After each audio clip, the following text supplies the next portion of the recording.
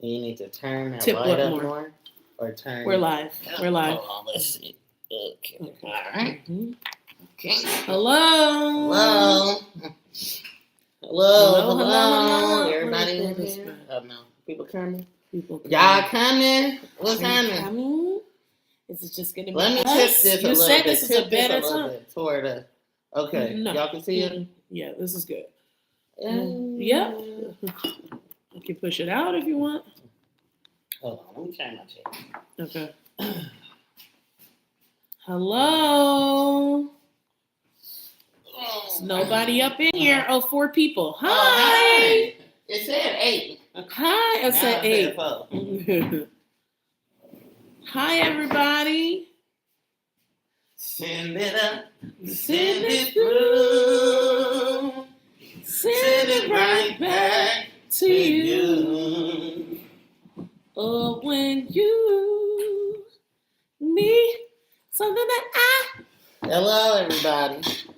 Good morning, so good evening. Good Hi. evening. What's going on? Hey. What's happening? Hey, good people. Oh, we locked in. We are. Oh, it's a lot going on. I'm locked in. As always. We locked in right with y'all. Seriously. We locked in right with y'all. This is the late night tip. Ebony insisted that we do this at 10 o'clock. We just be some late birds. You know, remember early, I don't know if y'all school had early birds and late birds.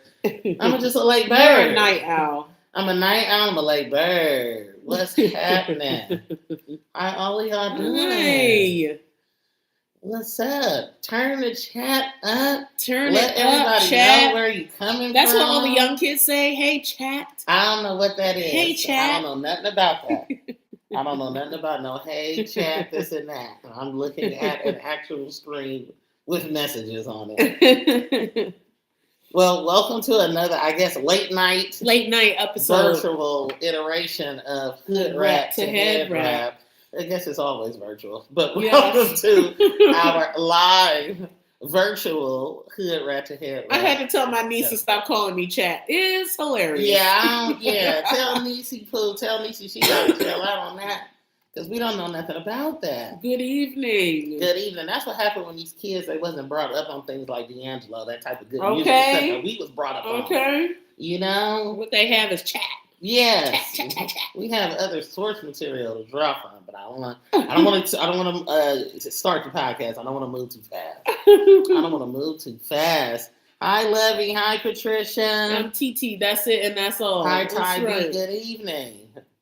What's up? We wanted to have this space because I look. I feel like I'm struggling.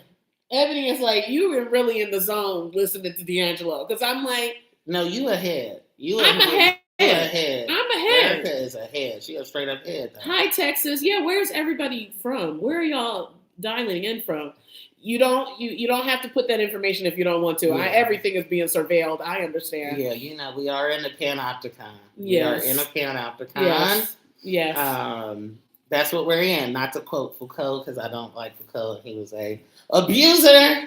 Michel Foucault was an abuser, so we're not. Mm-hmm. I don't know if they Michael, Michel, whatever. They French, whatever. Is it Michel? I think it's Michel Foucault. Though. You would know that. Michael, people say Michael.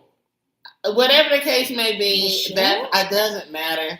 It doesn't matter. I actually don't believe they came up with the Panopticon or Panopta. Mm-hmm. In the Panopticon, for those who don't know, it's a prison, the prison design where Foucault sort of transmuted the design of that prison to come up with this concept that we're constantly being surveilled because a Panopticon, if y'all know how it looks, it's round and it's designed so that the inmates can be watched constantly at all times without knowing that they're being watched by a prison guard who sits on the tower. So some prisons in certain parts of the world, even I believe some in the United States, is shaped like a circle of prison. But anyway, I don't know how I got on that, but this is what I just be thinking about. This is me at 10 o'clock. Yes. Like, I'm in effect thinking about how I'm in the Panopticon and how the fuck we gonna get up out of it. That's just how This is when Ebony does his best thinking. I don't even know if it's my best thinking. It's just a lot of thinking. Yeah. And I don't know if that's best for me, actually. I think I might be. My mind got a mind of its own, and I know a lot of us could empathize with that, especially us Geminis and air signs. And it's just, or us with any type of neurodivergence. Right. The mind just be going racing thoughts all night. But especially now. But music is a salve against that for me, for a lot of us. Yes. You know, and what you were saying, you was ahead. Like I'm ahead. I'm ahead. Like I'm surprised my brother didn't text me, because when my family, we moved to Puerto Rico. In Puerto Rico at the time, there was no BET. I don't even know if there's BET now. Anybody in Puerto Rico can tell me if there's BET on the television. So I felt so removed from Black culture. It was no, what is his name? Donnie in the morning? You talking about Donnie Simpson? Yeah, Donnie Simpson. The Donnie Video Soul and all that. But that's a little bit before my time. That's before, you're a young. That's before you lived in Puerto Rico. I know. But, so I had it before I lived in Puerto Rico. And then when I got to Puerto Rico, it's like when you're 13, you don't think, okay, I'm moving to Puerto Rico. I'm not going to have like access to, sorry, I'm fixing something. I'm not going to have access to Black music or Black culture in the way that I want to. I felt like I was just going to be far from my friends. I didn't realize that I also would not be able to listen to the music that I like on the radio. I didn't know that radio would be Spanish. Did you think, it didn't occur to me. But did you, I guess it also wouldn't occur to you. Did you ever think like, oh, this is as children, I don't know how much young people, I don't know how much we process racism. Like, I don't know if you were able to, as a child, have the foresight of being like, will there possibly be racism, or did you relate to the removal, being in a mostly Black city, then leaving a mostly Black city to go to Puerto Rico? You didn't know about Louisa and the fact that Black people in Puerto Rico are marginalized and pushed to the outskirts of the island. You didn't know all that, but did you ever have a thought like, culturally, I'm being removed from my culture? One thing in Baltimore. Someone said the Panoptica is coined by Panopticon. Panopticon. Yeah, somebody. Dr. Lawrence. Yeah, that's not Michelle. No, babe, that's a variation on Panopticon.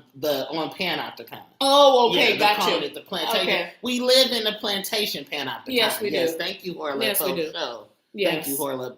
Coined by Dr. Now, is this person Black? Dr. Nevadani Lawrence? Let me know. Oh, yeah. Is Dr. Lawrence Black? Put us up on game. Yes. Okay. Thank you. Word. Thank you. So there's a resource in the chat. Yes. Horla. Let's go. Let's go. It's each one teach one, reach one. Okay. You feel what I'm saying? Like we putting each other. He's up my PhD chair. That's tight. Let's go. But that's what we're on right now. Yes. That's what we're on. We're on surveillance. We're in a surveillance laboratory. Yes. Where they test. Yes. And they rehearse. When you think about what's happening in LA and Chicago. Palestine. But I'm thinking the connection between the two, they piloted what they're going to do or how they've gotten away with dirty geopolitics. They pilot that first on Black people. Yes, 100%. Yes, so 100%. These are rehearsals. These are tests. Even when they did it in 2015, when they did it in 2014 in Ferguson, all of this shit, they testing this shit out. This is how this is the military industrial complex. Like it's 100%. They're doing it. Yeah.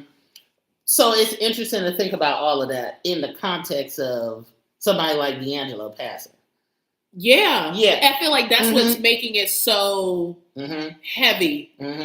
I was telling my students, because I just finished teaching, that D'Angelo's passing, and Ebony and I were talking about this earlier, that D'Angelo's passing feels like the death of so much more than just D'Angelo's spirit and talent, but also the last talent that was so focused and loving of Black people. Yes. Like, I feel like we won't have that ever again. In the direction that things are going right now, I'm not seeing where that I'm not seeing that like tangibly. I see it with the people who are still here, like some of the artists who are still here.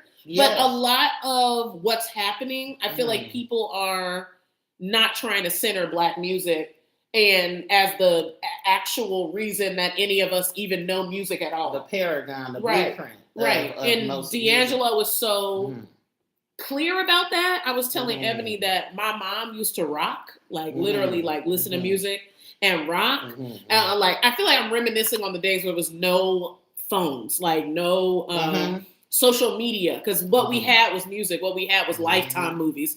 But when my mom would listen to music, she would rock. And when my uncle came over, he would rock. And I was like, is this like maybe it was like a stem, because they literally would go into like a mood. Like they would just put on a record or put on an album and just rock. And I think that is why I'm so just like demystified with music today. Because I want to hear music that's gonna make me move, that's gonna like propel me to sit and rock. Like I was listening to D'Angelo today on the way to the grocery store, and I was like I was somewhere else, and I just wonder like who else is gonna hold that torch, but also what a life, and so short too. Like I think there's a sadness in that for me too, as a young cancer survivor, seeing someone pass at 51. That's like that makes no sense, and it just feels unfair. Like it feels unfair in the midst of a Taylor Swift making even more money this week. And it's like I don't know what people hear. I don't know if there's a colonialism of hearing that is going on. Or like people don't want to feel. Our ears is colonized. Yeah, our ears are colonized. Our tastes are absolutely pre-selected. Yes. Absolutely. Your taste is pre-selected and colonized, but it's like, even if it's pre-selected, I think about by the industry it's pre-selected by the industry, but those white people, even during segregation, wanted to be in Black space. Because it made you feel like it literally, Black people is pulling from something so much deeper that oftentimes we're even talking about. Like you told me that How Does It Feel it really was written like a gospel song. I'm getting ahead of myself. That's the story. Now go ahead. But I say all of that to say, yes. AI artists are already getting a tip. Like, literally, the music industry has always, unfortunately, only cared about money. Only cared about a product and pushing a product, which is why it also pains me to hear that D'Angelo hated how he was being objectified, right? And didn't want that, wanted people to focus on the music, didn't want to be treated like an object, right? Even though you can see, even from Brown Sugar and Lady to Voodoo, how there was a shift in his like appearance in the ways that he was being marketed, right? And it never was about that for me. Like, yes, D'Angelo is fine as hell. Like, my God. R.I.P. to my man. Like, rest in peace as to a my whole, man, not to objectify, like, but as a rest in peace to our man. But like, respectfully, you're fine as hell, but I don't need to see you. Like you, the music that D'Angelo produced was like you just could go somewhere else. People listen with their eyes, but D'Angelo's virtuosity usurped how fine he was. Even if you wanted to listen with your eyes to D'Angelo music, it was not possible. Like it wasn't that. It's just so. I think it's really deep. I was saying to Erica, because Erica was like, I feel like you holding it in, or you haven't fully processed that D'Angelo died. I feel like you haven't. Well, I mean, I guess my thing is, as somebody who's dealt with a lot of death and just death being around me my entire life, I don't necessarily.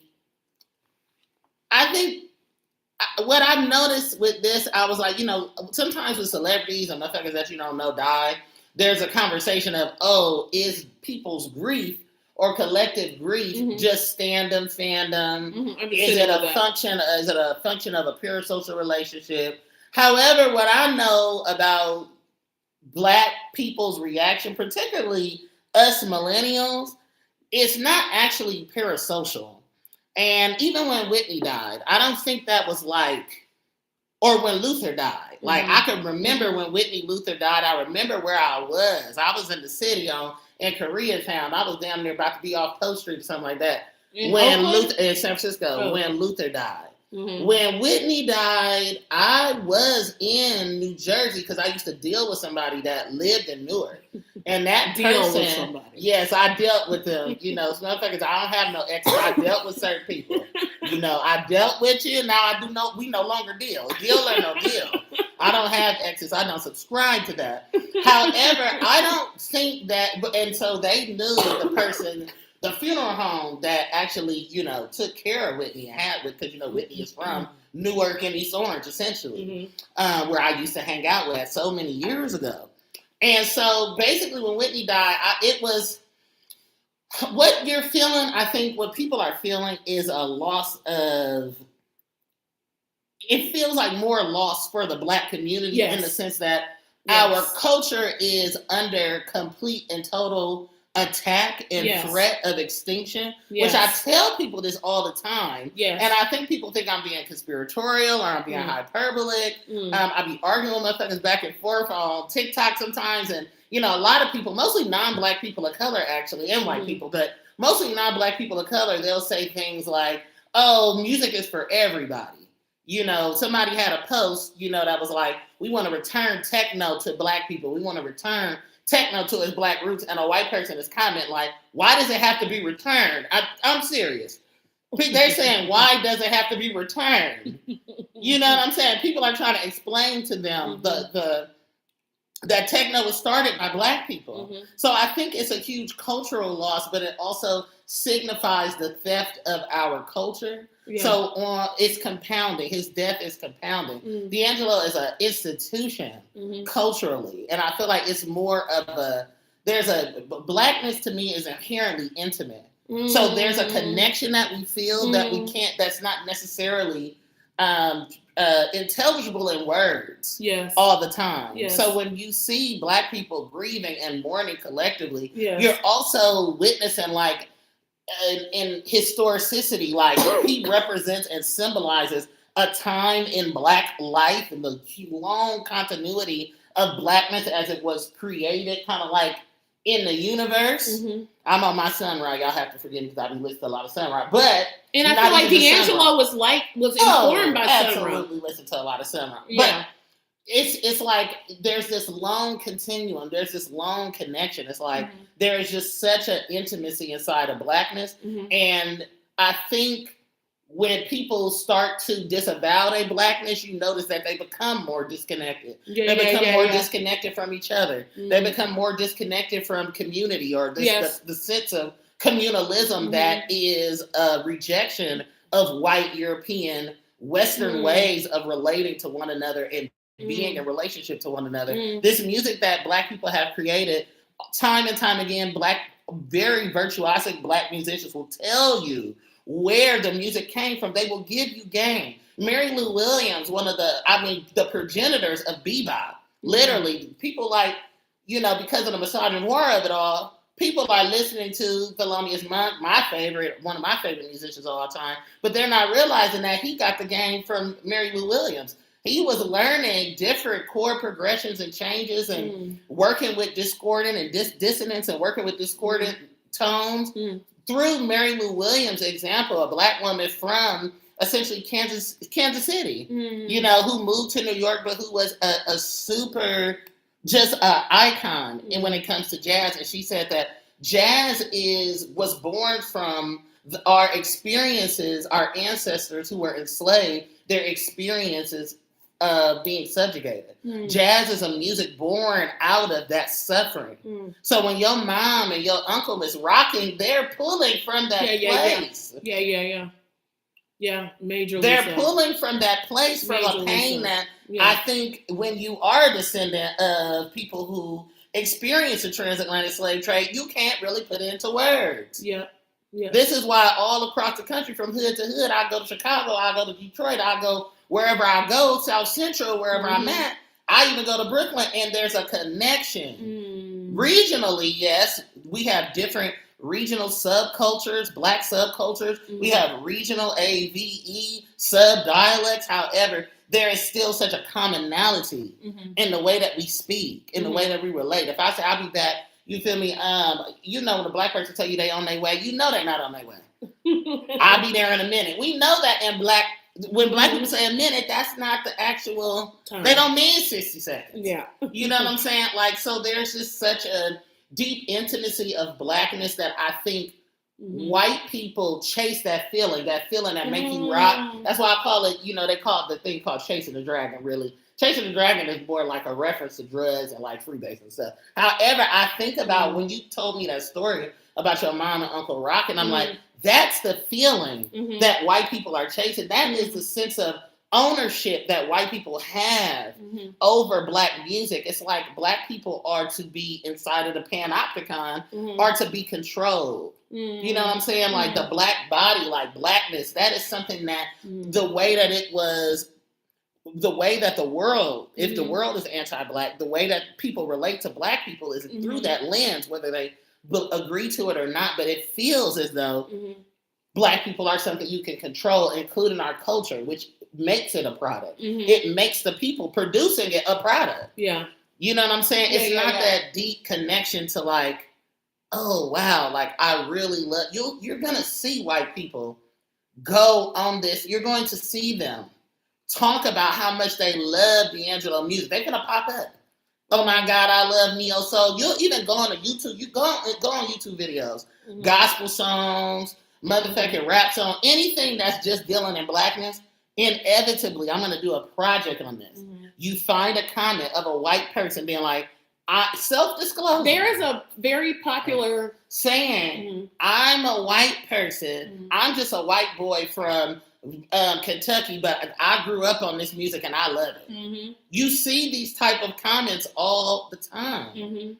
Why? There's something that is more than it's capital. Yes, it's lucrative. That's why you have a white dominated music industry that thrives on and is $1 billion industry based on its exploitation of black artists mostly. Taylor Swift got exploited, but she ain't getting exploited that much. Because she got $1 billion. You know what I'm saying? So why aren't people like Sun Ra? Why did Sun Ra not die with a whole bunch of money? I don't know how much money D'Angelo had, but I could bet you dimes to donuts that D'Angelo was not a billionaire. You know what I'm saying? If talent and virtuosity and and the ability to perform and musicianship and artistry is valuable and valued, then why aren't black people reaping the benefits of the billions of dollars of capital that our musical traditions have created? Right? Like, I don't know if we really be thinking about that. It's that last part. You need to stay on that last part again. Say that last part again. Well, why aren't black people reaping the benefits of the billions of dollars in cultural capital and actual capital, liquid cash money that our music generates? And I think that's the frustrating part about seeing white people capitalize even on the fact that black music is not making the money that it should or not having the visibility that it should. That's what somebody mentioned in the chat. That white person that I told you about did a viral video talking about how no white people really know about D'Angelo because they were fed white boy bands, and how boy bands are a function of also, gentrifying the music industry. And I just think it's so interesting because I'm like, well, where is your role in talking about this? What's your role? Me and you are not a part of a dominant cast. Yeah. We don't know what it's like to be a part of the dominant cast of like, but I'm like, say if I tell you this all the time, say if I was in Thailand and I went to Thailand, what if black people, I'm just giving an example, what if black people somehow through some weird change of alteration of world events conquered Thailand and colonized Thailand? And then now, all of a sudden, all of the music that is now popular in Thailand is black people doing Thai music. Do you know how many people would be like, that's not right? This Thai people's music. With black people, y'all don't do that. Yeah. With black music, there's not this. I'm telling you, there is even I'm telling you, these comments that white people make about black music, they're going and doing these videos. They all just watched Sinners not that long ago. They was all ranting and raving about Sinners. Actually, they was a little bit mum about Sinners because I don't know if they felt called out or what. But they're talking about Sinners, but then you don't see, like you said, you don't locate your own self in the critique of whiteness. You're doing it, you're talking and calling in whiteness or calling out whiteness in this performative way to once again use black people for capital. You know that talking about blackness, especially talking about black music, black cultural forms, is going to generate conversation. It's going to get eyeballs. And when you are a white person doing anything in relationship to black culture, you're going to garner even more. Anything or anybody that's not black. You know? I like what they said. I feel like I'm interested to know what you think about this in terms of like K-pop is black music cosplay. Yeah, absolutely. But why there's so much resistance to that? Like there is actual resistance to what you just said. Yes. Right? Yeah, like, people argue me down. And I think too, the sadness around, because I feel like we're getting away from D'Angelo. I don't want to. No, D'Angelo. In only the first 30 minutes. But what you said, no. Getting away no, from it's D'Angelo. not. No, it's not. This is what D'Angelo even said. No. That's what I was saying. Like, I'm saying me bringing up K-pop. Moving away from D'Angelo. No, it's in kind of, but I think that's the part that's sad about his passing. It's because he was so clear about this being black music, right? And I'm making black music first and foremost. Like people would be like, "Oh, this is Neo soul." He's like, "It's soul." Like all the names don't matter. It's like it's black music. The end. Like really, like keeping it clear. But there is a frustration that people get. Like I literally said, like, what did I say about Taylor Swift? Something. They always getting mad at me about Taylor Swift. That her music sucks. But I literally said that essentially, in so many words, that black people have to die in order for Taylor Swift to continue to make billions. Black people have to be pushed to the margins in the music industry in order for her to make millions. There's billions. There's no other way to do that. There's no other way to be a billionaire. So you have to understand that at its root, within your industry, you have to be disparaging towards black people. You have to be so distant from anything black, including saying, I'm not a bad bitch, I'm not savage, but also your music has to sound like, I'm not a bad bitch, I'm not savage. Like, she don't have no emotion, no feeling. I don't feel nothing. Even when she talking about Travis Kelce's, the PENIS, like, I don't feel nothing. I don't feel, and it doesn't provide any imagination for me. Nothing even matters. I was planning Lauryn Hill and D'Angelo's wedding. There was no social media. I was too young to read gossip magazines. They were in love. They were in a whole relationship in my brain. Yeah. And I was praying that when I was old enough, somebody would sing lyrics like that to me. Yeah. Like, there's nothing. I was in a I don't know how old I was, 7, 8. I was in a relationship listening to that song in my head. Like, I'm like, oh my God. So I want somebody to have a tendency to think of me religiously. Okay. I sometimes have a tendency to think of you religiously. She talking about this nigga as a gladiator. She on interviews talking about her love interest. Oh, he a gladiator risking his life because he played football. It's like, that's literally what she's. Oh, you're talking about Taylor Swift. Sorry, you didn't say who. I thought you said Lauryn Hill. No. She literally said, I am in love with someone on a field who plays down there. And our gay asses is listening to Lauryn Hill very since We're very Lauryn Hill love niggas, but still. I was changing. I was like, this ain't both singing to women, so that's fine. Right, shit. They is both, our gay asses at that age still being hella gay, and it's like, it's a queerness in it, but see how that's gonna go too far.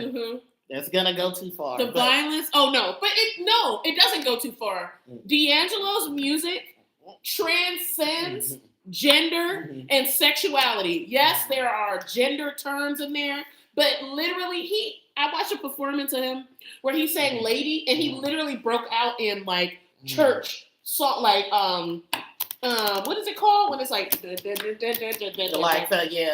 break down, like he literally broke down from there because he was playing lady on the damn organ.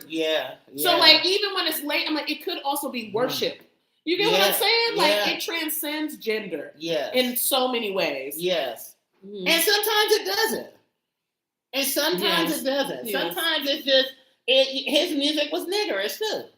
Especially brown sugar was niggerish. I don't think you can say that word on here, babe. But you can't say that? No. Oh, I can't cuss? No. Oh, you said nigga-ish? Nigga-ish. No, you didn't say that. Well, look. I'm not going to be on the pan octagon if I can't cuss. The fuck? But anyway. But it's for the niggas, though. You know, that's the thing about it's for niggas. And that's the thing that I think you keep saying, like, why is there such strong reaction? Why is there such a strong vitriolic reaction whenever black people try to reclaim, or not even reclaim? Sometimes it's just very quotidian. It's very mundane. Like, this is black music. Whenever a black person says, this is black music, or this is black language, or this is our culture, or this is African-American English, or whatever it is, there's such a strong pushback from non-black people. That is a really great question. And I'm not sure if we sit with it enough. Yeah. But I do think that it is inside of nobody. If we were created inside of whiteness is a distorted thing, right? Mm-hmm. Whiteness in and of itself is a distortion. So anybody that's under its influence is also going to view other people, the world, themselves, each other through a sense of distortion, right? That it's not going to be this. I just always tell people, like, it's when you invest in whiteness, as Dr. George Lipschitz, like the possessive investment in whiteness as a key document that I feel like everybody should read. I believe it's free online, but you're all in. So that means that you have to defend it. And not only do you have to defend it, you're conditioned to defend it because it is the thing that said that is a victim. It's victimized. Like, white people get to be victims. They get to be the victors. You remember what Blanken Yahoo said? Where, you know, this is a war of civilization against barbarism. Where else have we heard that? Where else have you heard throughout history a white person saying we're in a war against civilization, a war of civilization over barbarism? Who are the barbarians? Who are the savages, a la Taylor Swift? Historically. That part. So if we're always seen that way, nothing that we create is ever going to have value. You talk a lot about desire and body politics and how inside of a whiteness is a hierarchical structure. Desire has a hierarchy to it where black people are inevitably going to be at the bottom of that because we subvert the hierarchy itself. Like, the white people are in a constant competition for resource with black people, but also in order for this system to continue to run as efficiently as it has, people must start to believe that blackness has no value. And that it would look better on a young Korean girl or a Korean boy band, 25 people to a motherfucking band, just to sound not even like the pinky of one D'Angelo. Can't even hold a note nowhere near that. It needs to be. And it sounds the same. They all sound the same. It's not. It's just so. I think that's the biggest thing. It is a vitriol because there's an ownership. It's like, y'all are not going to be able to have culture if we can't have it. You're not going to be able to have a culture without white people. White people will watch how white people inject themselves into black conversations, black aesthetic, black everything. It is truly, when you think about colonization, it's big part of colonization is to dispossess. We are being dispossessed of our culture. I forgot the name of the system, ethnomusicologist. He said, I'm going to find her name. But she said it's not just cultural appropriation. when we talk about the theft of Black music and language and culture, Mm-hmm. it is cultural obliteration. It's so that it doesn't exist, so that it's folded into the mainstream, absorbed into the mainstream American music industry, white-owned music industry machine, to the point where music is now for everybody, and nobody created it. Yeah. Or white people created it. If everybody keeps saying It's that blurred. bullshit of, music is for everybody, techno is for everybody. Cultural design. No, it's not for everybody. Yeah. You're saying that it needs anything that a Black person creates is for everybody. Yeah. Because I guarantee you, if Black people started making billions of dollars off of Thai music, traditional, even though I can get deeper into that and how Thai music has a lot of, has borrowed heavily even from Black music with disco, like Black music is global. That is a reach. Any colonizer is going to want a piece of that. Period. It's no other way. So the descendants of colonizers have been conditioned to think that everything is theirs. Because in exchange, that's why I was telling you, white people did not focus on being communal in the beginnings of being white when they fashioned themselves as white, or even before that. No, it's all about what Conquest. can I have? What can I have? What can I take? What can I take? What can I take? I'm going to take it. People, white people need to start reclaiming their shit. Start reclaiming landlords. Y'all came up with that. Y'all came up with landlords. Did they come up with gladiators? I don't know. Maybe they can have that. Well, what is this new thing people been saying to you? Purity politics. That word. Y'all can have those type of. Y'all can have that. America's biggest export. It is. Thank you. Yeah. And so that I just feel like that's what I mean when it's like D'Angelo. The whole surge of jazz and pop in 80s Japan is all about dispossessing Black folks' art. Yes. The Japanese be the first people to reissue. And then I don't even want to put it just on the Japanese, because there are a lot of white companies that will literally go and find old estates or older Black artists who are we can more talk rare about Japanese obscure. Imperialism. For sure. People don't ever want to talk about Japanese imperialism. No. But see, you know why? Where are the victims? The people who are victimized. Coming out of this top. People who are victimized don't get to actually write their own narratives, right?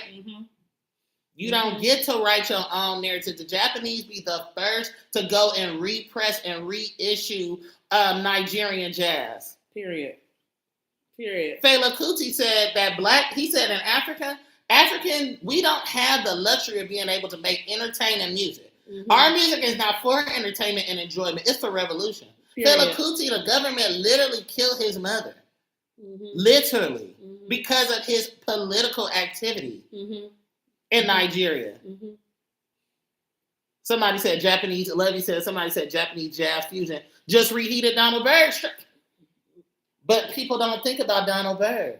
Somebody that I know D'Angelo loved, because D'Angelo worked with Jay Dilla, and Jay Dilla loved some Donald Byrd and the Blackbirds. It's just, I don't know. I just feel like it's also with Miss Major too. It's just none of this feels right. Like Miss Major, Sylvia Rivera, and Marsha P. Johnson are the reason why any of us are like, happy pride, okay? Or that we have any relationship to pride. Like that is the work that they did, pushing up against literally queer people booing them, white queer people and booing them. Delavery, lesbian, black lesbian, yes. Like literally white people being like, I don't want trans people to be a part of what we got going on, because we're trying to have proximity to whiteness, and you, trans person, being over here doesn't allow me to have proximity to whiteness, because then the straight cis white people are going to think we're extra weird, and we're trying to seem normal so we can fit into the middle class and stay in the middle class and not be kicked out and poor like you. And literally, Miss Major is one of the main people who was like, yeah, fuck you. I'm going to keep going because I know that I deserve a place. I know that I deserve life. Like, that level of conviction. Mm-hmm. Under very dire circumstances. Our circumstances is dire too. I don't even want to compare, but it's like there were things that there was so much sacrifice that had to be made. Yes. Including with people's lives and livelihood. Like you talk about all the time with Black people weathering. I miss the conviction. Yeah. I want the conviction. Yeah. I want the conviction to come back. There's a lot of people that we're all I want to come back to that piece about whether it's a lot of people that are convicted. Yeah. It is a lot of people that are convicted. But you were talking in your Patreon group, Retro Readers of the Earth, last night. A question I keep thinking about all day, actually, is like, what was the question you said? What are we agreed upon? What are we agreeing on? Yes. As like tenants. Yes. And I feel Miss Major, Sylvia Rivera, like Merchant Johnson, these folks are like, we are clear that trans people deserve life. Period. It's no moving away from that. And I just feel like there's a lot of moving away from shit, even within an understanding of Black music. Like, this is Black music, all of it. They will argue you down to, and it's they want to distort that. Facts. And that's what I mean. Facts. And that's what I mean by data. I miss the conviction. Like, I miss the no. This is actually the truth. It's not a debate. This is actually the reality of the situation. I think that's why we love D'Angelo music. Yeah. Because you present, and a lot of Black music, you present to the conviction. You're present to it. When I listen to Mary Lou Williams. Kinsey said we collectively need a backbone. It's just what I'm saying. But we have to be it. Where's the... But it's just a little feeling... like motherfuckers are more interested in comfort than they are in actual disruption. Everybody is worried about disrupting Kamala Harris's book tour.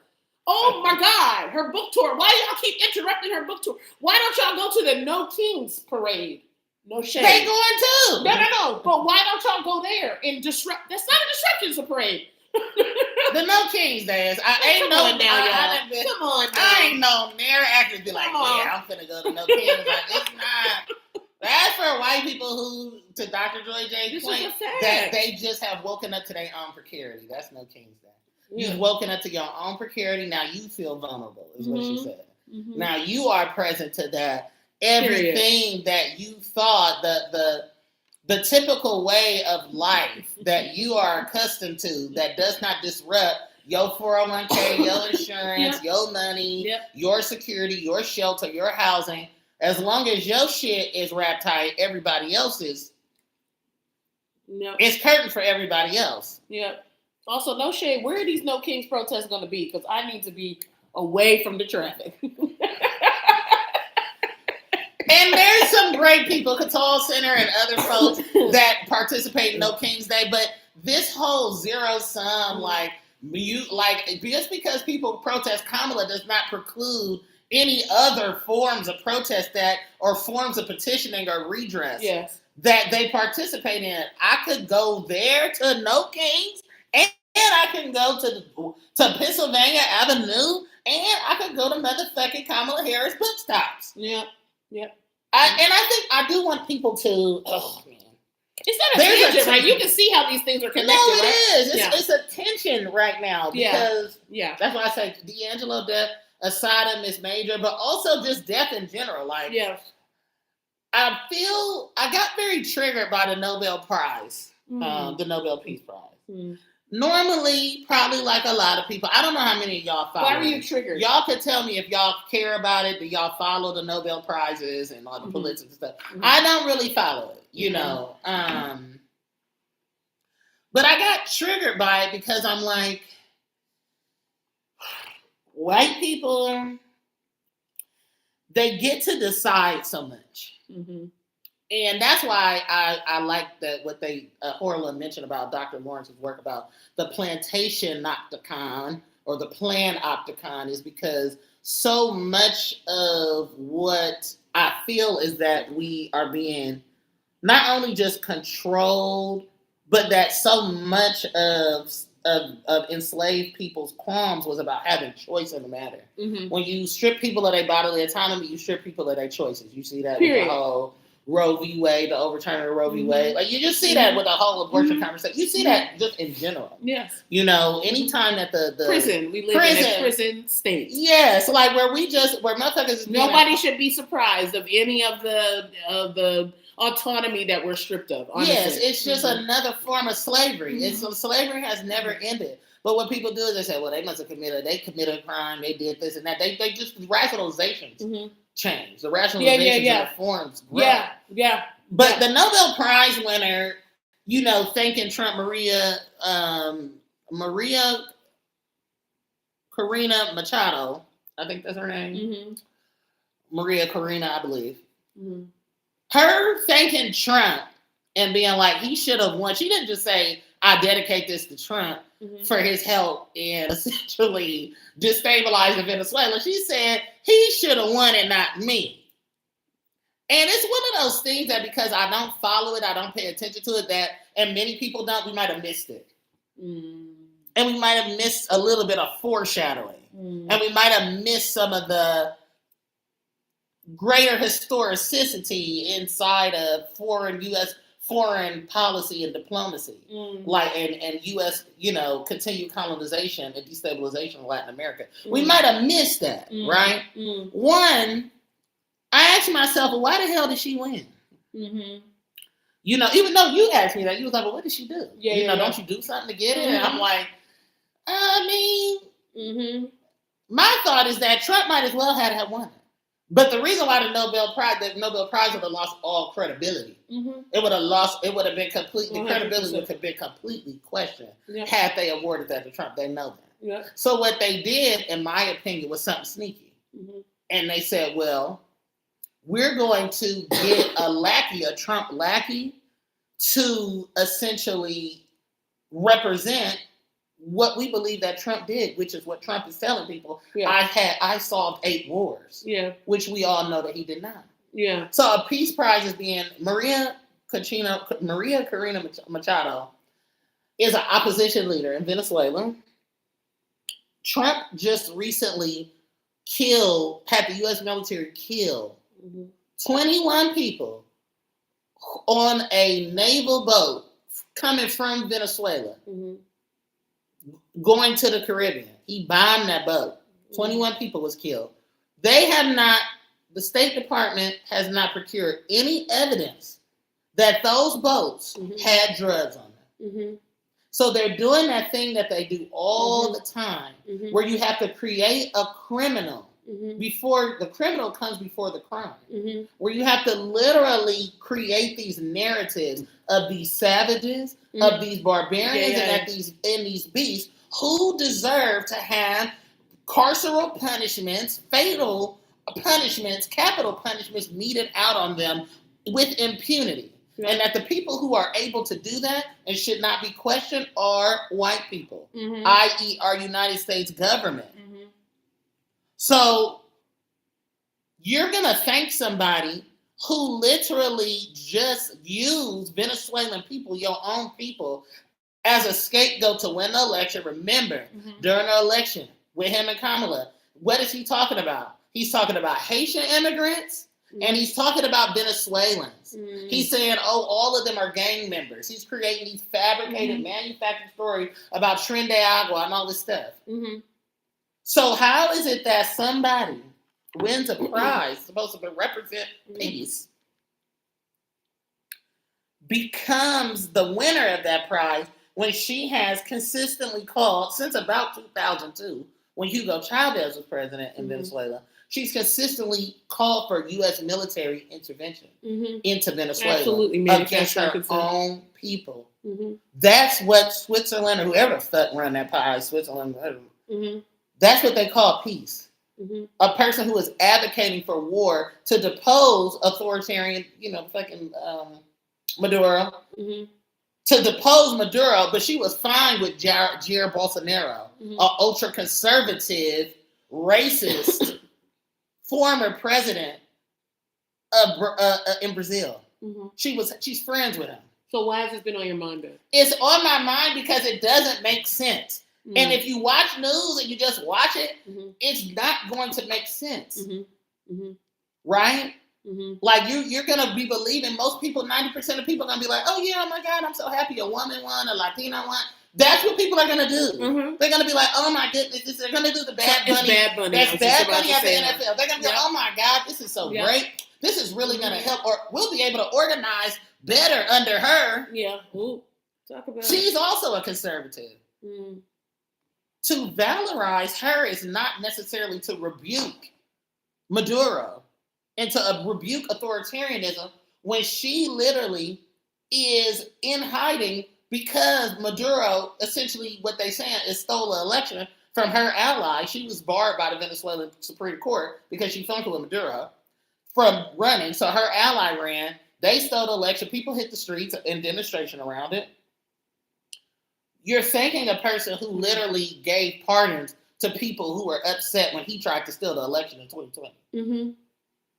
Trump tried to steal the election in 2020. Yeah, he literally gave $40 million in aid Trump to is a war Venezuela's opposition. Yeah, this has been in the works for Marco a long Rubio time. Gave that?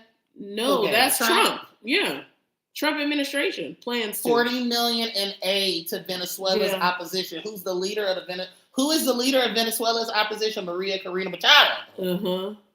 Okay, Jesus. The Nobel Peace Prize winner who said, oh my God, I think Trump, he should have won this. He should have had this. A war criminal. Somebody who sexually Maduro is illegitimate. White people war criminals get to decide what's legitimate. And then all while this is happening, you see the ceasefire. Yeah.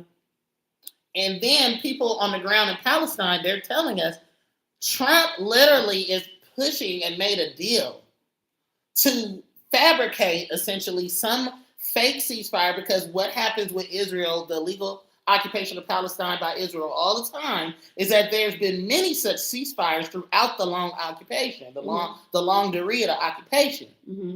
They abrogate them and they break them every time. They was killing people before. And now what they're saying is they've already broken it, right? And that it's really important that folks listen to news like either Al Jazeera or Democracy Now! Like, get your sources outside of like a CNN or ABC or got to y'all. These other sorts. Even Democracy Now! I like to go and do my checks, but they're pretty thorough. Yeah, Democracy Now! They could. But they were talking about this morning how literally Israel is threatening to lift the ceasefire because Hamas has not returned the dead bodies of Israeli hostages, but they need special equipment to take it out of the rubble. And the only people that have that special equipment is who? Israel. And they won't give them the special equipment. And what the brother in Palestine, what he was telling people is that, guess how many bodies Israel is holding? Yep. And will not return to the families. That are holding it as leverage. Okay? So we're seeing, oh my God, there's a ceasefire. And what they're trying to get people to do, because so-called Israel knows it's losing an ideological war. So they know that people are like, okay, this is wrong. We're not going to buy the lie, the anti-Semitic myth that Zionism or a rebuke of Zionism is anti-Semitic. Ain't nobody buying that no more.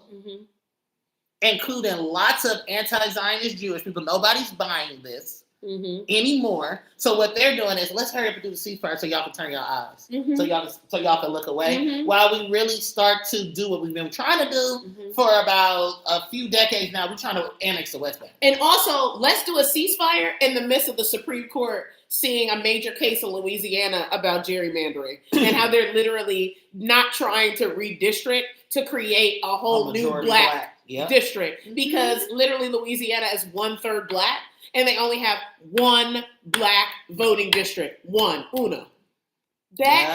It's all connected, because I was like, wait a minute, there's a Supreme Court is seeing a case. I didn't even know until I did a little bit of digging, because it's all of this focus on the ceasefire and also Mondani and what's his face debating and all that kind of shit. And I think AOC and Bernie had some sort of town hall. I think she's running. Let you know. For what? For president. 2028. Good luck. So she have your vote? Good luck. She ain't got my vote. I'm gonna be like, what is vote? How she said, what is black? Remember how she said, what is black? I'm gonna be like, what's vote? What's a vote? What you mean? So at the end of the y'all, I have had a horrible cold. And I don't know if it's helped me. Y'all have to be doctors for 1 second. I don't know that it's perimenopause, or I had too much biotin, because I am so itchy, like at night. And that tonight is actually better. But yesterday, hell, like it was so itchy. It's like, it's gross. So I'm telling y'all too much. Why? Look, going to the doctor is expensive. Help. Babe, please. At the end of the day, yes, you say all this to say I say all this. That's again our great black aphorisms. Yes, you say all this to say the biotin. I think I'm allergic to biotin. I had too much. I say all this to say that the way the state has utilized these traditional structures, these sort of credentialing bodies like the Nobel Prize and the Pulitzer and all of that, it's not because they are invested in peace. The Nobel Peace Prize actually is in order to have us tolerate perpetual war, right? It's not because people have advanced peace. They did it during the Vietnam War. Look at the Vietnamese person that they nominated, that he actually won the prize during the Vietnam War. He said no. He was like, why y'all giving me, it's no peace in Vietnam right now, so why are y'all trying to give me this prize? The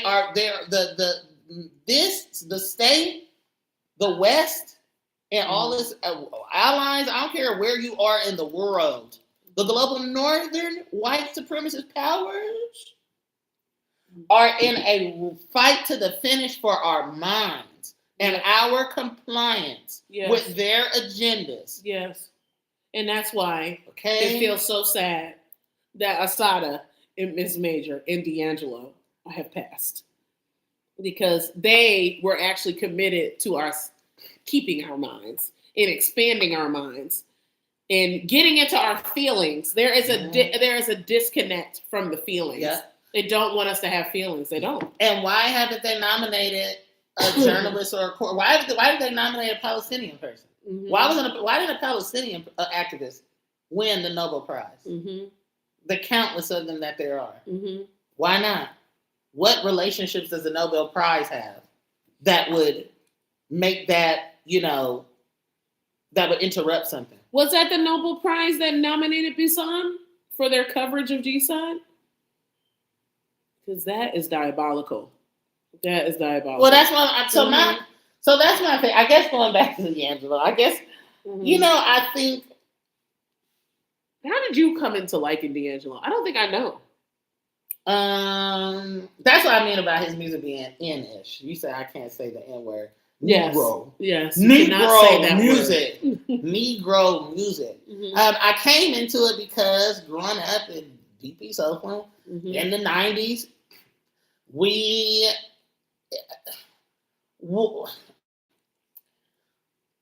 it's like, it's the soundtrack to Black life and experience. Mm-hmm. There's an actual soundtrack. Mm-hmm. There's actual sound waves. There's there's a frequency. There's something there more, I guess, astute. Yes. Afrofuturist or musicologist, will be able to better encapsulate that. Love, you probably could better encapsulate that. Mm-hmm. As far as this, again, this continuum, this relationship. Black music is a relationship. So it's not like we ever... It's not consumptive. Mm-hmm. Like, you never feel like when we was growing up listening to music, we were consuming it. You said that earlier. It didn't feel like, you said Lauryn Hill and them. I felt like it was consuming me. I felt like it was consuming me. You said Lauryn Hill. I didn't have the urge to buy Lauryn Hill. I didn't have the urge to buy. I didn't have the urge to buy D'Angelo. I didn't have the urge to buy anything from Lauryn Hill. It didn't even occur to me to go to a concert. I was just like, I love this so much. I'm like, oh, you're going to be in person. It just didn't. I'm like, it's here. Like, you gave me the concert by letting me listen to it on a CD and a CD player in my car. I just tape or whatever. Like, I used to stay up real late at night, and I would listen to my mom cassettes, and I would listen to the what had came out by the time I was born in 1990. So I got to do the math, but by the time Voodoo came out, how old would I have been? Voodoo came out, and when were you born? 10. 1990. You were 10. Voodoo came out in 2000. It did? Okay. Okay, so if it came out then, but when did Brown Sugar come out? Because I grew up on Brown Sugar too. Brown Sugar came out in 95. So I was about 5 years old. So remember, as a 5-year-old, you're getting this through osmosis. You're getting it because my family, like your family, has a strong musical background. You know, we grew up Baptist, but we also, the funny thing about my family growing up Baptist is that they're just a bunch of heathens. Like, my family is just grew up in the club. My mom worked in a nightclub, the End Zone. Shout out to those in town know about the End Zone on High Street. You know, went to Sweet Jimmy's. Those who know Sweet Jimmy's and all that. Jeffrey's Inner Circle. But, you know, basically, you know, growing up in that environment I grew up with a party family. You know, town business. What's going on, my nigga up in here? You know who that is. That's Chris. Yeah, right there, Town Dennis. You know, so growing up, I grew up in a family that parties. So we're growing up, and my mother has such a strong musical knowledge and acumen, just like your mom. That's something we really bond on. Yes. And I got to know D'Angelo music. Like, I got to know all music. It's just was being played constantly. And y'all got to remember, back in our days, a lot of us, when the music came out, there's no social media. So a lot of times we would learn about music because there would be posters hanging up. Or my mom was in a relationship for a long time with Dollar Bill, rest in peace, Dollar Bill, a DJ. So you getting a Dollar Bill is getting the music. Dollar Bill. Rest in peace, Dollar Bill. She's getting the music from Dollar Bill. And then she would tell us to this day what was cracking in the club. If you're confused, Dollar Bill is really a person. Dollar Bill is a person. That was my mom, man. He passed. But basically, oh God, you would have to, like, a lot of times you would get the music because you would see promotional posters from the record labels in different businesses. But also, if you had a DJ partner, they had relationships with people who worked in the industry. And so you would start to hear that. But also you would get it because people used to do what? Sell CDs, DVDs, and tapes. Our Black underground network and economy. Hat tip to Ebony's Substack that he doesn't write on. CDs, DVDs. Y'all follow me over there on Substack. CDs, DVDs. I'm finna write something. I'm finna work about the Just like how you said, oh yeah, my uncle used to make me all the mixed CDs. Remember? How many of y'all remember mixed CDs? Remember when we used to burn them CDs on them big ass Intel processors, them IBMs and shit? That's how you would get the music. Let me tell you how upset I am that I don't have the CD. I tell Ebony this story all the time. When Music Soul Child came out with I Just Want to Sing, I had just got my license and I called my grandma and left a voicemail on the phone. And I was like, I got my license. And my uncle burned I Just Want to Sing on a CD and then put I got my license, the voice of me doing that, and then it would cut to I'm not trying to pressure you, but it doesn't start with that. How's it start? That's right. And it literally, anytime I hear that song, I'm like, I think about that. Like, that is just so special. You get what I'm saying? That's a relationship to the music. Special. Yes.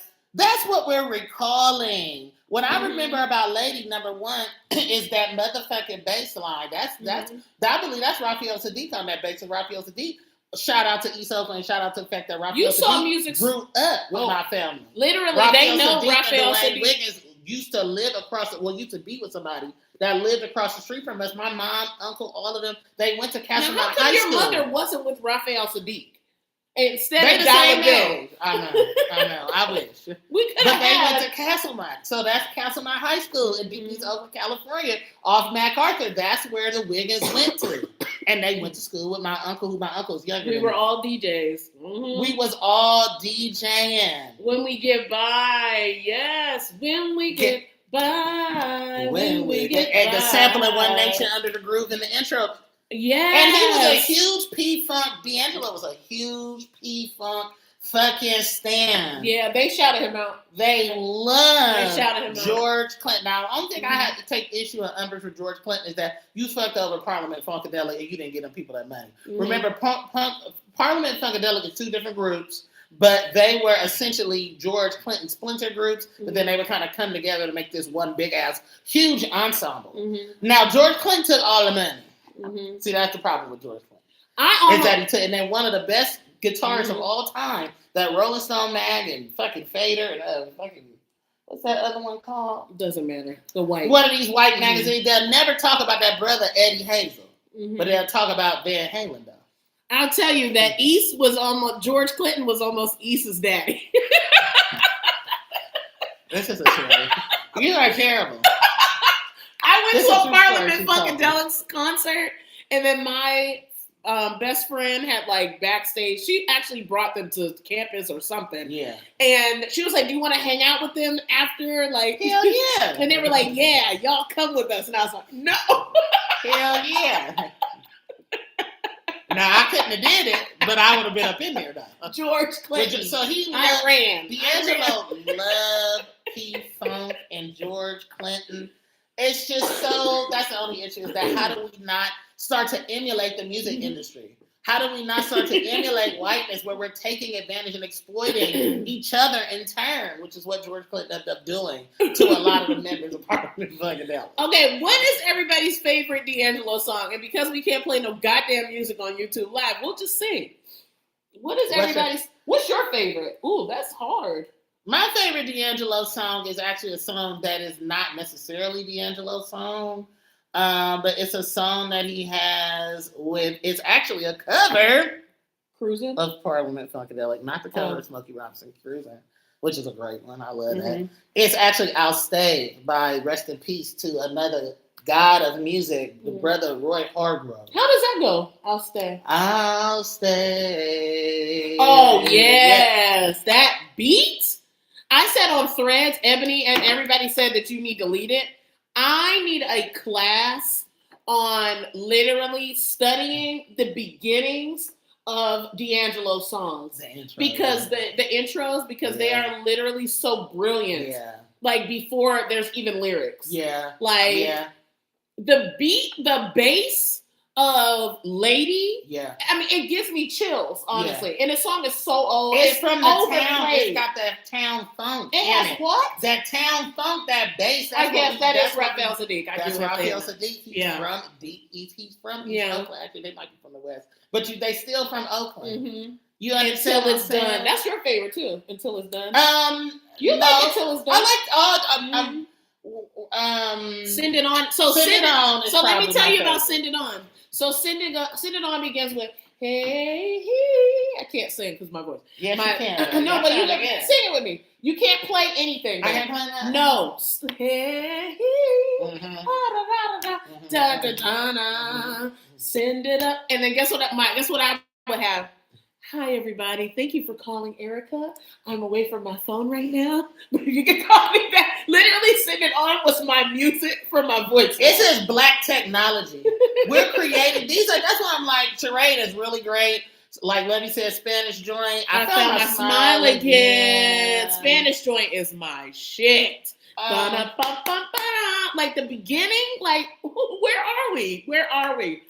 My favorite song probably Never Betray My Heart. Yeah. Charade. I was listening to Charade today. I was just crying in the car. Another Life is probably one of my major favorites. It's beautiful. But I really love I'll Stay, the cover of the P-Funk song on Roy Hargrove's album, The RH Factor. If you have not listened to the fucking RH Factor, I'm finna get on here right now and tell all y'all, I'm going to make sure all y'all individually who have not heard the RH Factor, you need to go listen to that album, okay?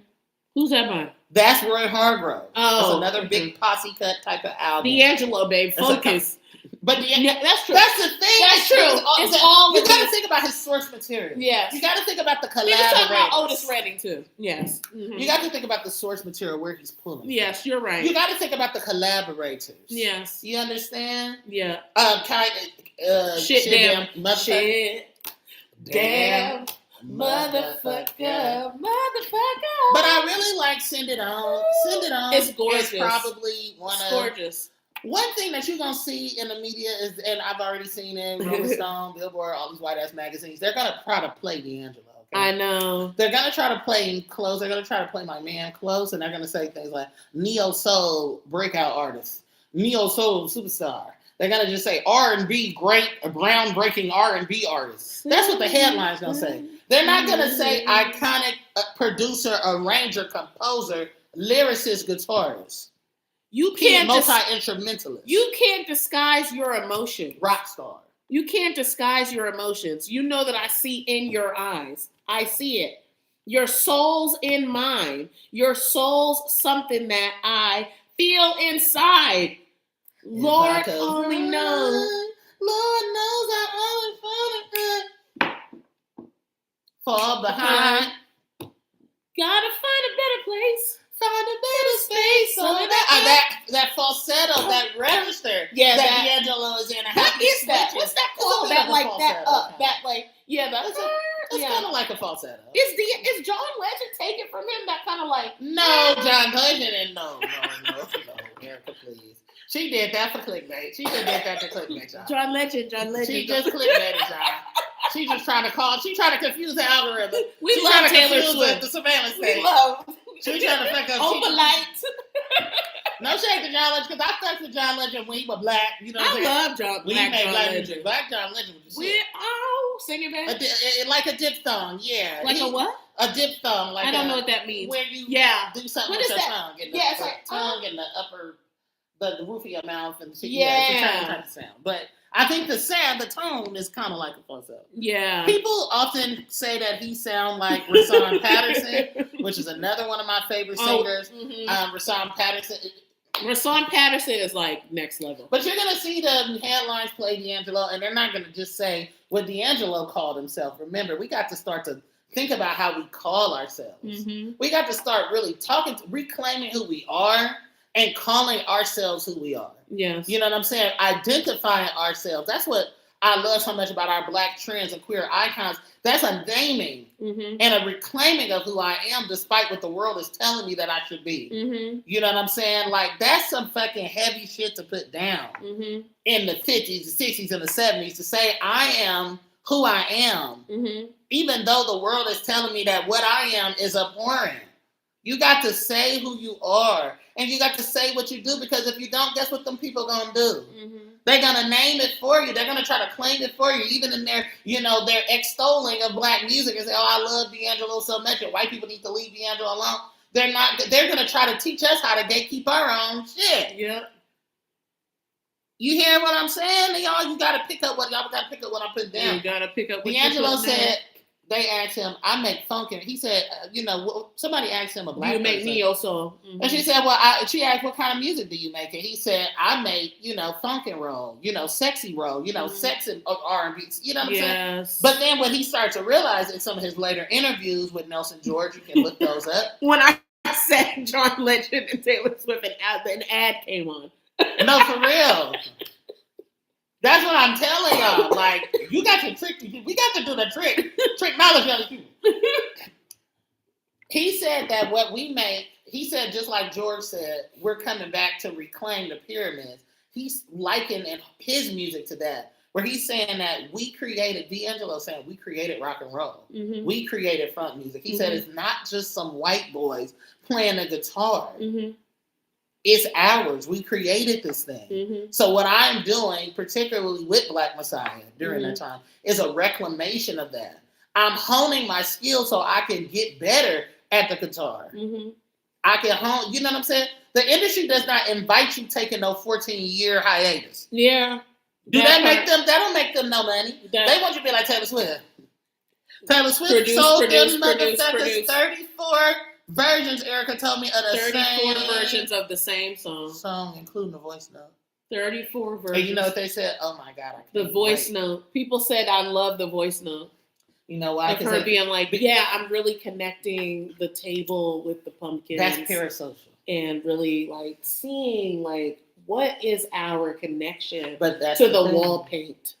That's the wall paint is even more. That was too deep. That was too deep. You're right. That was too deep. The wall, watching paint dry is a little bit more than what she gave.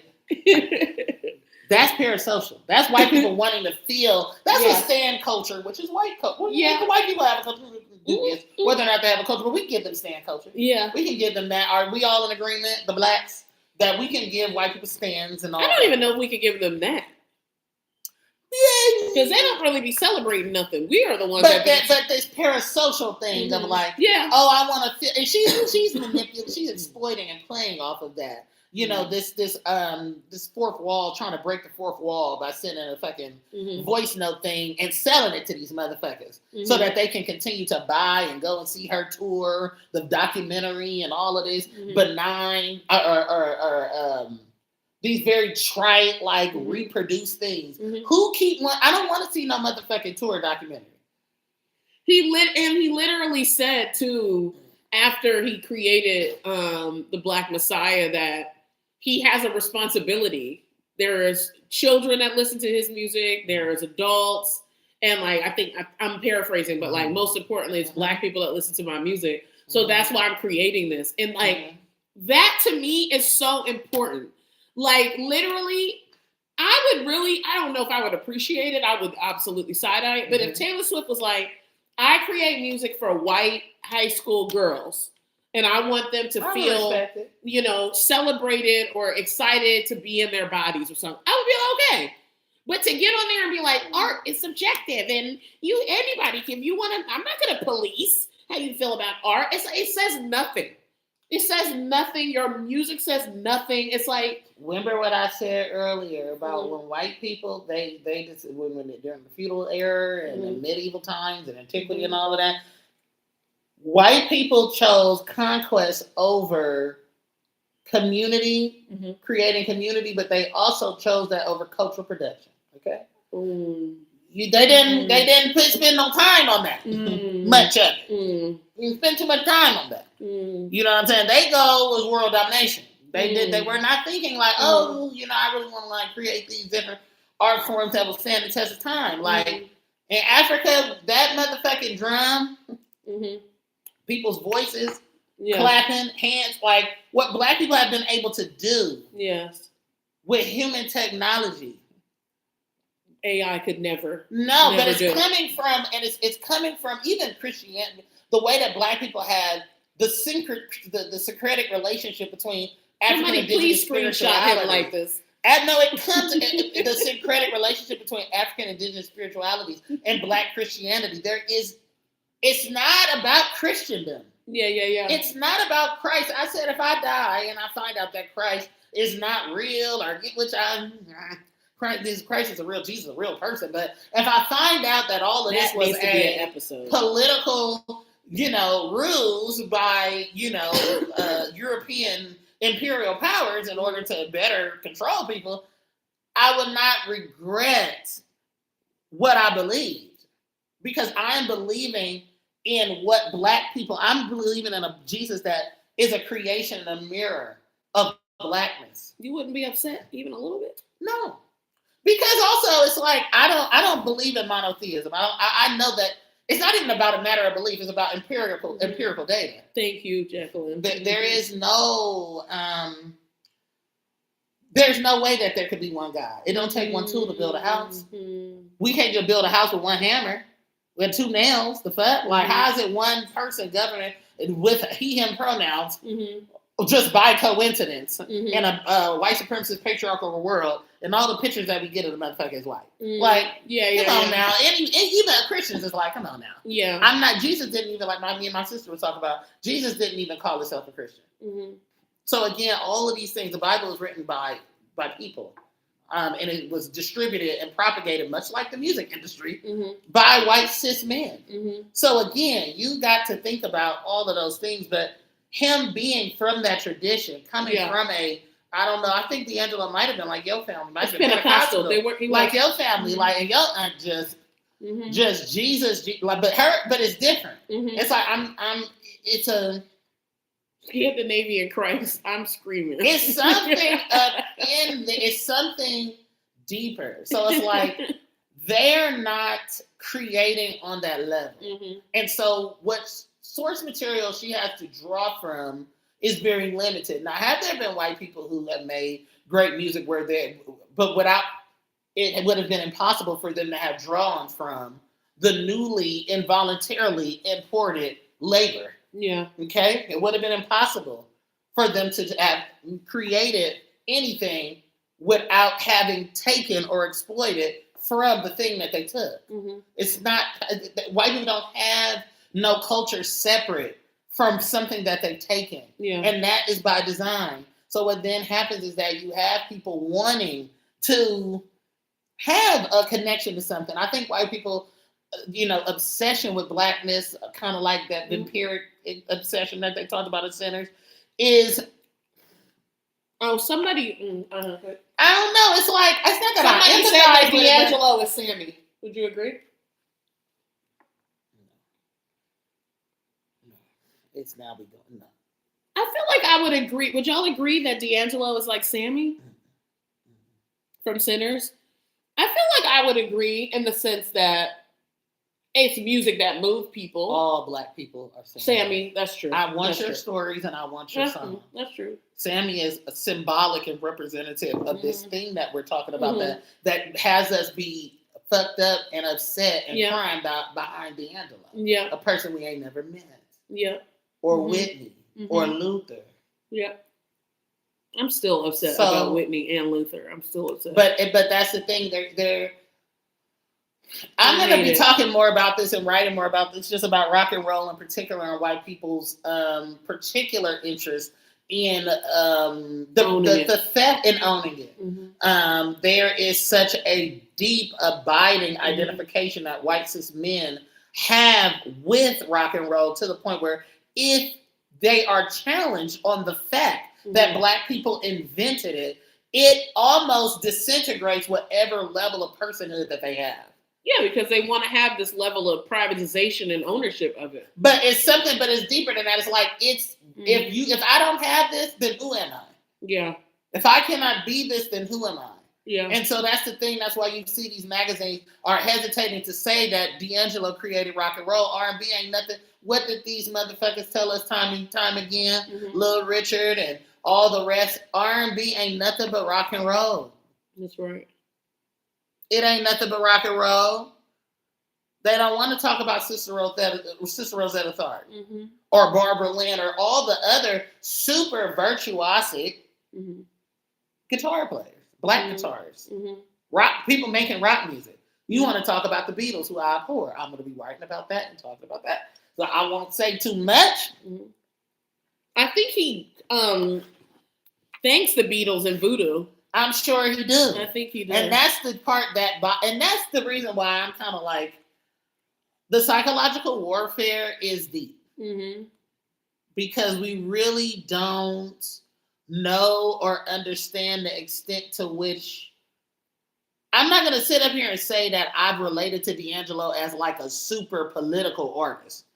I'm not related to D'Angelo in that way.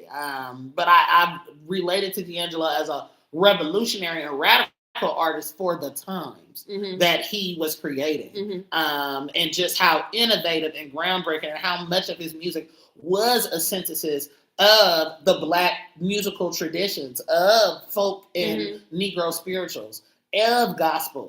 The evolution, you can chart the evolution of black music, the dynamics, the ebbs and flows, the vacillations. You can chart all that through a lot of artists like D'Angelo, whose music is kind of being for a specific reason reduced to neo soul. Not that neo soul is a reduction. No, someone sent me the Devil's Pie documentary. I think I'm gonna watch it. Because he's singing "The Upper Way" by the Violinaires. Yes, live. yes. Wow. Like, I even the lead singer of Kiss. Oh no, the guitarist of Kiss died today. Ace Frehley. Oh, I didn't know he was Asian. Are all of the leaders of all the members of Kiss Asian? No, man. I've never seen their faces before. I didn't even know. Only one I know is the lead, like the one that people. What's the lead singer of Kiss name again? Fucking. I don't think I know a single Kiss song. What is his name? This is not our time. This is the 80s. But no, I like. That's the thing. That's what I was trying to say. Like, it's not that white people have not.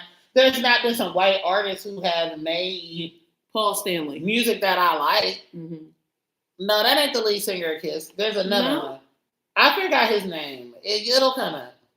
That's the lead singer of Kiss? I think that's the lead singer, Joe. Either way, I like glam rock. I do. I be listening to glam rock. I be listening to that shit. AC/DC. I listen to Gene Simmons. Thank you, Gene Simmons. Is Gene Simmons alive?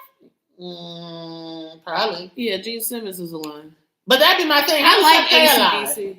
Yeah, how are they alive? That's pisses me off. It does. Okay. It does piss me off. That's I don't know. It's like I think about all these things about racial capitalism. Wait a damn minute. Oh, he's Israeli. I think about all of this stuff. It's like if it's a system, anti-blackness is a system of oppression that leads to Black people's premature death, and you start to think about it's not just. You think about all the Black artists who have passed away or died before the age of 50, 60, 70. Mm-hmm.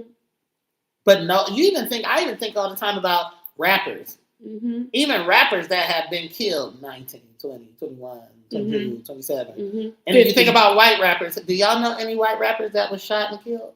But one died of EOD. What's his name?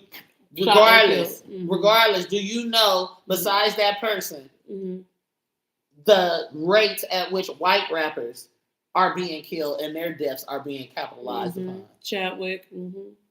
So I don't know. It's like, I wonder if other people see it. I wonder if other people are like... No, people are obtuse. When I talked about this on Threads, people were like, D'Angelo died of cancer, not of racism. I'm like, y'all don't understand. Y'all don't understand. But it's so, you're not someone dying at 51, you're not. But they don't want to see it either. No. They don't want to see it. Why not? Why don't they want to see it? Because in order to see it, you would have to, it's kind of, I don't know how this is going to work, but it's working in my brain right now. In order to see that Black people have a particular proclivity to a premature death, you would have to see the particular life that we have. You would also have to honor the particular talents that we have. Yeah. So if you don't want to honor the particular talents and the cultural contributions, creations that we have, you can't also honor the ways in which we die. You can't do that, because then you'd have to honor that racism is real. And they don't want to. They believe that, music is for everybody. They don't even believe Trump is racist. So it's like, what are we gonna do? What are we gonna do?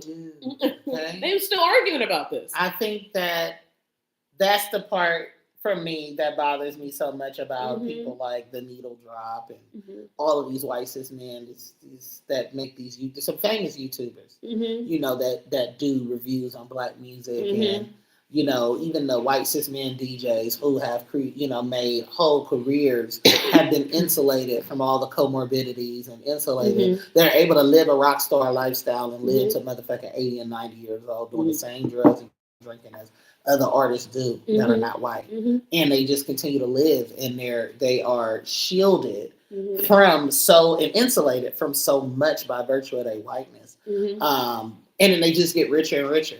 They figured out, well, if I can't make music like a Black person, or I really can't DJ like a Black person, I can just emulate it. I can just copy it. I can talk about it. I can erase the cultural criticism from other Black artists or Black music critics, and think about and not even honor that. I can just become the thing, to the point that people forget that Black people ever made rock and roll. That's the goal.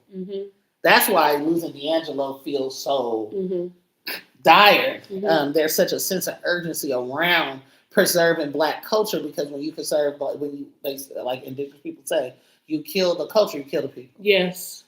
Yes. Kill the culture. And that was an interview that, and then we're getting off here in a second too, but there was an interview that D'Angelo had where he was like, I want to carry the torch. And like, if I mute, we have the capacity to essentially control the culture and to say how it goes. And that is what they don't want. He said that black people will be able to dictate the culture. Those who dictate the culture, you're going to start to dictate much more. Yes. It's going to be a power imbalance. And remember, white people are in a competition for resources, mineral resources, natural resources. Yeah, AI programmed to reproduce it. That's all they're trying to do. They are trying because they don't have the ability to do it on their own. No, because again, Taylor Swift comes from a lineage and a heritage that said, that's not something that we really value. We don't value it unless we could use it. Remember, the most popular form of entertainment in the 19th century in the UK and the US was minstrelsy. Yeah, and they've done a Taylor Swift so many times. Yes. Thank you. They have. Thank you. It was like Gangnam. Remember Gangnam Style? It was worse than Gangnam Style. It was correct. And I also think for our non-black people, they could never duplicate us. That's true. But I also think about K-pop, and I think about Patricia mentioned something about a group, Cat's Eye, or something like, how they are these representations of beauty and thinness, and the group Cat's Eye, this K-pop group, and a lot of K-pop groups, you'll see how they look. Yeah, they're going to be a very Eurocentric version of a Korean person. Okay. Yeah. But sounding and using AAVE. Yeah. They kind of look like AI to me. They do look like AI. Our little nephew Ife was watching K-pop Demon Hunters or something. Yes, very popular. I was aghast at just the things that they were saying on there. What were they saying? The T and all of this. No way. Run up, get done up. Like they're rapping. No way. They're rapping on the K-pop Demon, like a cartoon, like anime. So I think we sometimes let non-black people of color off the hook. A lot of the people arguing me down. Like there was a video of some South African harmonic group, and they was hitting it. They was doing some shit. These people keep commenting, Jacob Collier would be proud.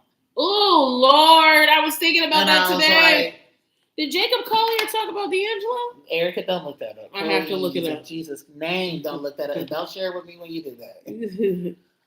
But just that, I don't think we know how deep. Of course. I don't think we know how deep this is. And I'm not even going to sit up here and absolve D'Angelo totally. Like, I'm sure by virtue of being in the music industry, you have to kiss white people ass to some degree. But I think that wears on people. You know what I'm saying? Like, that wears on motherfuckers having to, appear with Madonna. You know what I'm saying? In the record industry, literally telling his record label, telling him to appear with Madonna. You know what I'm saying? His partner at the song, Angie Song, whatever, telling her because of the way she looked, stay in the limo. Like shit like that. Like, that's crazy. To walk down the red carpet with Madonna. So I think there's black people, black celebrities. Because I also want to uplift that there are a lot of black musicians, DJs, and artists of our age and of our time and a little bit younger who are doing what you read, Erica, when Assata said, carry it on. She's saying, send it through. Send it right back to you. Send it up. That's what Assata was saying in her book, the poem Carry It On. Yeah. Carry it on through the slave ship. Isn't that interesting, those two? Yeah. Carrying it on. Yeah. Send it on. Yeah. There we are, to the best of our ability, with not a lot of resources. Sending it up and carrying it on. I think Akia, that's a really great artist, like somebody who's we really love. That has a message. Kia's beautiful. Beautiful. That has a message. Lovey, all of, you know what I'm saying? There's a lot of DJs. Prince Huey, you know what I'm saying? It's a lot of black folks. DJ Sure Love to Ball, who will be having a DJ set tomorrow on TikTok. Maybe. I don't know. I'll figure it out. You know how life be. But that's the thing. It's like, there's so many, and I want us to really like do what we got to start to do to carry on our tradition is that we have to start uplifting those. We have to lament and mourn those who've passed, like D'Angelo, but we're carrying it on. Mm-hmm. We have to carry. It was carried. Somebody carried Black music and language on through a slave trip. ABE is literally a creation of so many different West African languages. That is a language born out of genocide, of necessity. Mm-hmm. It wasn't like they created it because it was fun. Mm-hmm. They had to figure out a way to communicate so they can fucking get back home. Mm-hmm. How are we going to kill these slave masters, which happened lots of times? Resistance happened before they even reached the quote-unquote new world. Mm-hmm. They was turning them boats around and chopping them motherfuckers' heads off and throwing their ass in the river. What time in the ocean? What time is your DJ set tomorrow? Babe, I don't know nothing about that right now. Yep. I will let y'all know, but I will let y'all know if anybody in the New York City area. What time is your DJ set tomorrow? Set the time. Know. I'm telling people about my other event that is set. That at Company Gallery on October 22nd on Wednesday with the Anti-Eviction Mapping Project. I'm going to be doing a reading with some other folks. So I don't know what I'm reading yet, but it's about gentrification, displacement, cultural theft, all of these genocide. Like, you know, I'll be reading with some other Where is it again? Queer and trans Black folks. And if you're in New York, what's the name? Folks of color. It's called, we're going to be at the Company Gallery. Erica will have, maybe I'll share it, but that's on from 6 to 8 at the Company Gallery in the city. On October 22nd. So if y'all want to come check me out in the mix. And Ebony will have a DJ set tomorrow I don't know that. On TikTok. Maybe. I'll try. This is what I have to deal with every day. But there's so many, but I want us to do such a great job of archiving and lifting up, just like how our parents and us as children lifted D'Angelo and Lauryn Hill and all these artists up to the celebrity that they have. We must lift up our underground artists as well. Mm-hmm. Our underground Black artists that actually are pulling from the source. Like, I'll end with this story. When I was at, we took Diego, Erica's little brother, to Rolling Loud. And I don't know if you remember this story. Rolling Loud was probably one of the strangest experiences I've ever had. We took him because he wanted to go, because he is a fan. He was graduating high school as his gift. And he Playboy Cardi, him and this fucking Playboy Cardi shit. Like, he is Babe, what is the story? And you said Playboy Cardi. But when I was walking through, I just started feeling like, and people may not believe me, because people say shit like this all the time, and I understand. Like, motherfucker be, you do need a fair amount of skepticism on the internet. Motherfucker be capitalized and all that shit. I just felt a presence that was with me that was like, this is not good. Like, where you are. Like, it just felt like something from without, somebody else was like on top of me or something. And what happened? I just was, it's like my whole, I explained it to you when we got back to the I thought something happened. No, well, no, I almost did have to beat somebody's ass. About 2 or 3 white people I almost had to beat their ass in these little mosh pits. Like, you bitches don't even know how to mosh. Y'all going dumb. That we created all that shit. Moshing and all that shit. We created rock, punk, all that shit. Y'all don't even know how to do that shit right without getting y'all asses beat. Y'all, the communalism, the intimacy, the connection, it's not there. It has to be taught to white people. You have to have an artist fucking on stage telling these niggas not to do certain things. You have to have somebody direct the mosh. Ski Master Slump God, that nigga had to tell the white people, like, hey, chill out. Hey, get them up. Hey, don't push them. Don't do that. Black people, we be going down, we be dancing, not a drink spilled, not a drop of liquor. We just in the motherfucking building. But I felt somebody on top of me.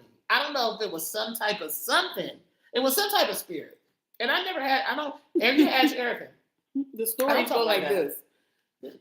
I don't talk like that. I don't be saying shit like that all the time where something happens. I'm having a mystical experience. I literally was walking through Rolling Out, and I don't know what to say, I'm hearing stuff, but it's like, it wasn't even voice. It was just like a presence. And it was just like, this is an abomination.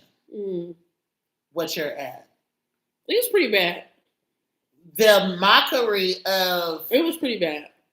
And it's not just a mockery, a mimicry of blackness and white people saying, well, I ain't seen nobody say nigga, because it would have been a different... I would have had to... I like Baby Keem. It would have been paws laid on people. East went to that concert too. Yeah, well, we don't want to...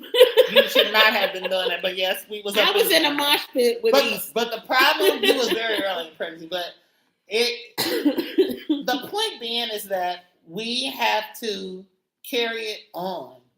Like, if we're not tapped into the people in our communities, the artists that are our neighbors, that are ourselves, and we're not tapped into the music that is already being made, D'Angelo had to be tapped into something. You know? It had to be tapped into something from without. Yes. There's a fair amount in Virginia. What I like about Black people from Virginia, particularly, is that a lot of times Virginia is so racist that Black people are so insulated. Even in Maryland, where it's like, it's very segregated. So you do kind of like have the benefit of not having to interact with white people so much. Because, and so you get those undue influences. They're not there. And so you're just in the thing that you're in Jonestown. You're in fucking 1619 still when you go to Virginia. Like, but you're in 1619 not good. Also, like the relics of slavery, but you're also in 1619 of like Chicago. Too. This motherfucker. There's a person that the South that was there that did something so that I could be here. I don't know why they did it.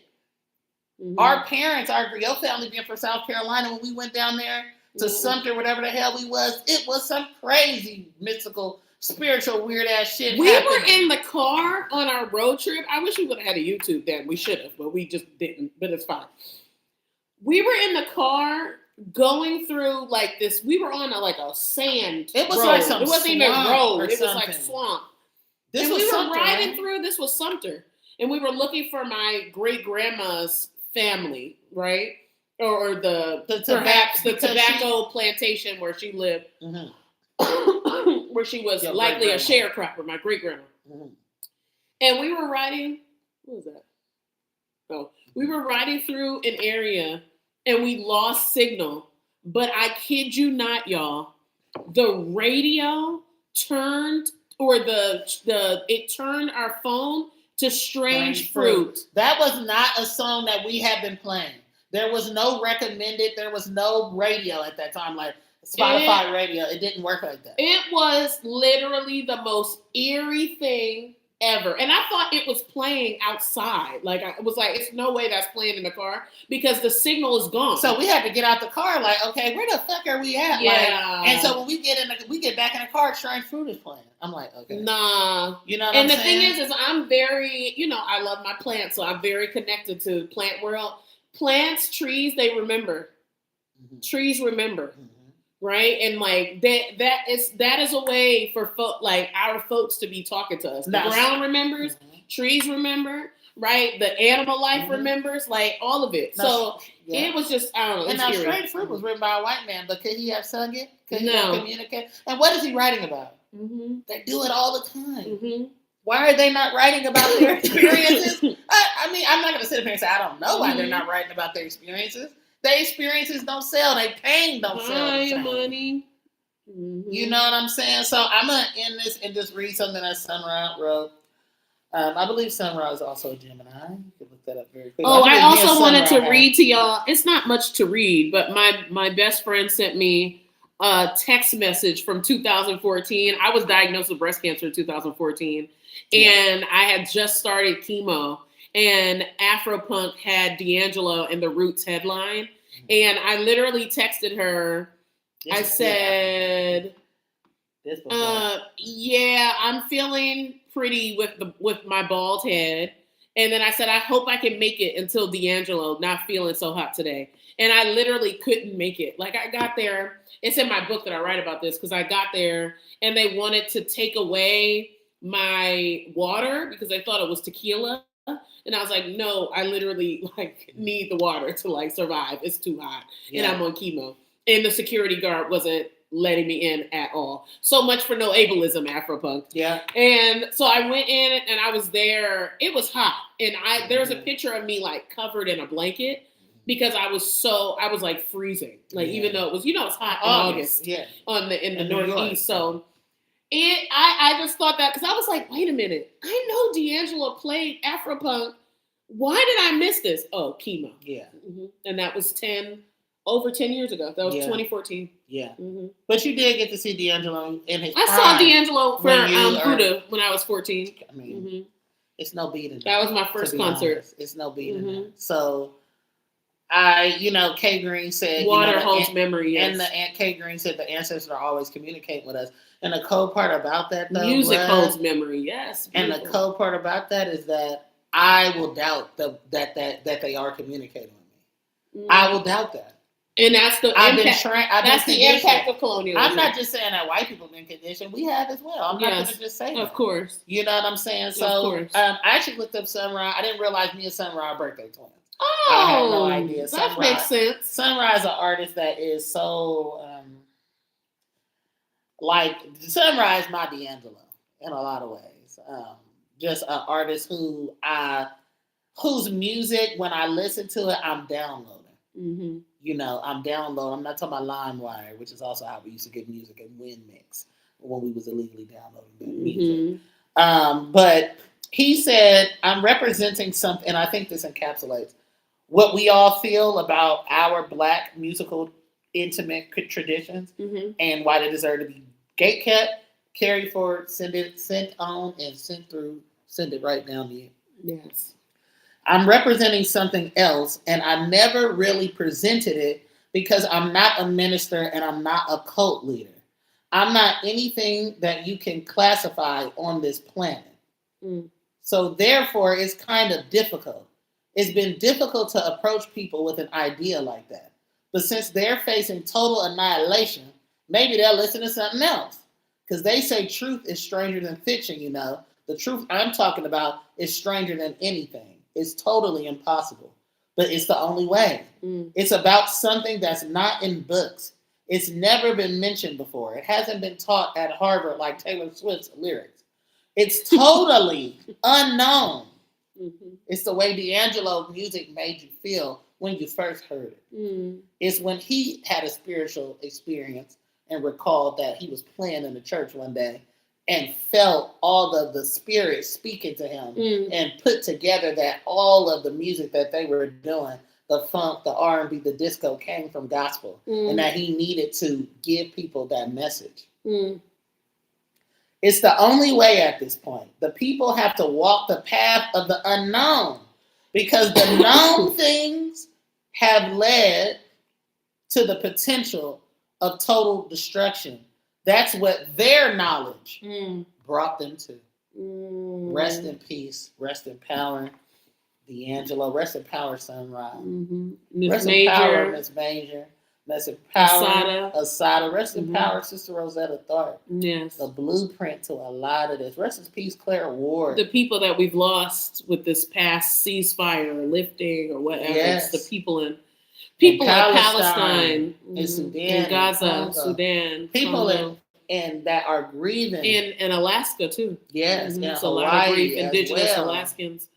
You know what I'm saying? Like, and Venezuela, because I don't believe that they are all these things. They keep no, exactly. And even if they were, they don't deserve to die. No, no. Yeah, and all the people lost. Mm-hmm. We have to really keep our mind on the unknown. We have to, I always bring up Dr. Joy James because we're reading Resist State Violence together, and a lot of us, and, she's talking about people have to find the third way. And she did mention that she doesn't think a celebrity is going to be the person who does that for us. She said, I'm not seeing a counter to organized terror in any level of celebrity. Yeah. So we have to be the counter to it. And we have to understand that as Black people, we have something more valuable to them than air and water, even though they want our air and they want our water. Yeah, because they don't want us to exist. So they can steal everything else. Including our joy. So I love music, Black music, for also being born from pain, but the antidote to it too. Yes. You know what I'm saying? It's the bomb. Yes. That's a beautiful place to end. I love Born from pain and the antidote to it too. That's beautiful, babe. Will you please write and do your set tomorrow? I'm going to do something because I love the nigga D'Angelo. I wish I could reveal your phone number so everybody, all 49 people could text you to do your set tomorrow. Thank y'all for staying with us so late. Chris, please text your friend. We love y'all. Thank y'all for being here. Thank y'all so much.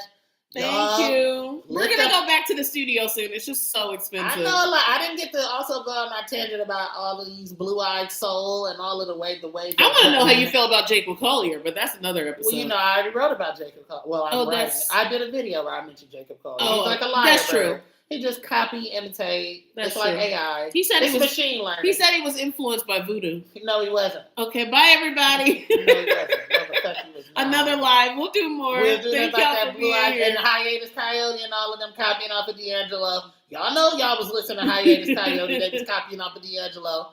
What's the but they won't call what's that hiatus song? coyote Neo Soul, will they? What's that song? Hiatus coyote. What's that song? I follow you. Who was they copying off of? They won't call it Neo Soul hiatus coyote, will they? Or Krukabangan. Is that the name, Krukabangan? Send it up. Send it up. I run my case. Can y'all please tap into the artist that's really doing it? We still here. We're still here. Go check out Kia, y'all. Go check out Kia, Lovey, Chris. All like we're gonna. And I'm gonna Ebony. do another one. We're gonna do like a larger list of DJ Sure Love the Ball. Bye. Bye, y'all. Bye, y'all.